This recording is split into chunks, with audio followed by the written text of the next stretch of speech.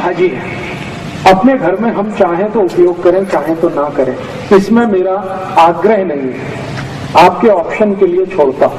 उस भाजी का नाम है कांदा। उनको चाहिए ही चाहिए, चाहिए, कुछ को नहीं चाहिए। जो जैन धर्म को पालन करते हैं, चुस्त वैष्णव हैं, उनको ये कांदा नहीं चलता, लेकिन जो जैन धर्म का पालन नहीं करते हैं उनके लिए कांदा चलता है। तो मेरे आपके इसलिए मैंने कहा आग्रह नहीं है, आप चाहे तो उपयोग करिए, चाहे तो छोड़ दीजिए।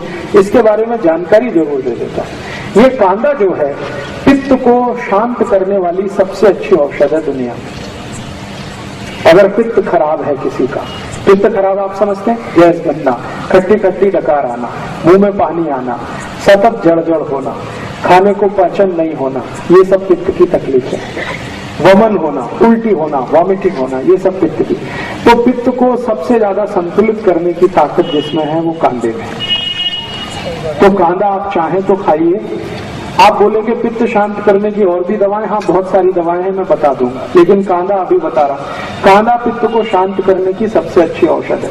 पित्त की खराबी से शरीर जितने भी रोगों में फंसता है, सब रोगों को ठीक करने की ताकत कांदा में है। जैसे गर्मी है और गर्मी में सन स्ट्रोक हो गया, लू लग गई आपको, अब लू के बाद आपको बहुत कुछ तकलीफ आने वाली है, वो सभी रोगों में कांदा आपके लिए उपयोगी है, सभी रोगों में लू लगने के बाद। इसी तरह से आंखों का एक रोग होता है जिसको कैटरेक्ट कहते हैं, मोतियाबिंद।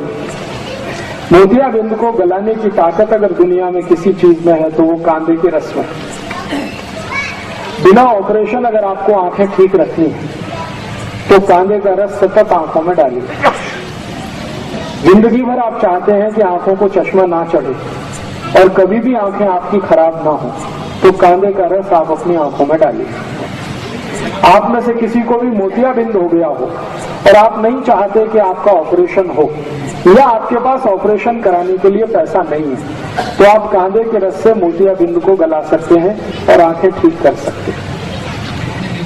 इसको कितने दिन लेना है, कैसे लेना है, इसका सूत्र मैं बता देता हूं। कागज पेन हो तो लिख लीजिए, क्योंकि ये बहुत काम आएगा। 1 चम्मच पांडरे कांदे का रस। देखिए कांदा एक ही काम का है जिसको पांडरा कांदा कहते हैं, ये लाल वाला किसी काम का नहीं।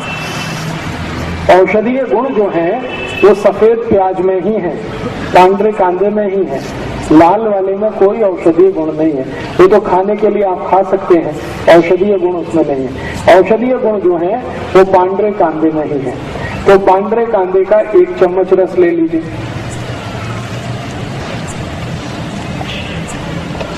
एक चम्मच इसमें नींबू का रस मिला दीजिए। एक नींबू आता है जिसको बेदाना नींबू कहते हैं, जिसमें ज्यादा बीज नहीं होते, वो बहुत अच्छा है। तो 1 चम्मच नींबू का रस, 1 चम्मच पांडरे कांदे का रस। फिर इसमें आप मध मिला दीजिए, लगभग 3 से 4 चम्मच मध।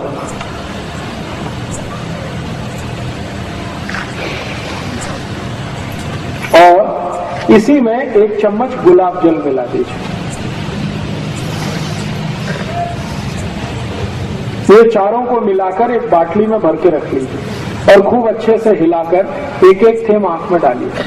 1 महीने लगातार डाल दिया तो मोतियाबिंद आपका कट के निकल जाएगा।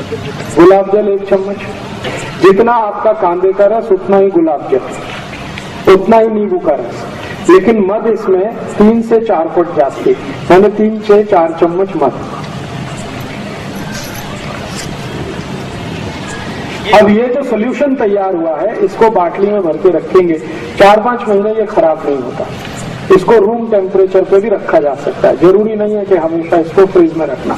खाली सीधे रूम टेम्परेचर पे रख के रात में सोते समय 1-1, 2-2 थेम आंख में डालते रहिए। 1-1.25 महीने के बाद आपका मोतियाबिंद खत्म कर देगा। और एक बीमारी है आंखों की जिसको ग्लूकोमा कहते हैं। ग्लूकोमा, ग्लूकोमा माने काला पानी, आंखों में हमेशा काला काला दिखता है और कुछ दिखता ही नहीं, उनकी भी ये सबसे अच्छी औषध है। और एक बीमारी है आंखों में जिसको रेटिनल डिटैचमेंट कहते हैं। आंखों का ये जो रेटिनल पर्दा है ना, ये खिंच जाता है आगे या पीछे, उसमें भी ये सबसे अच्छा काम आता है।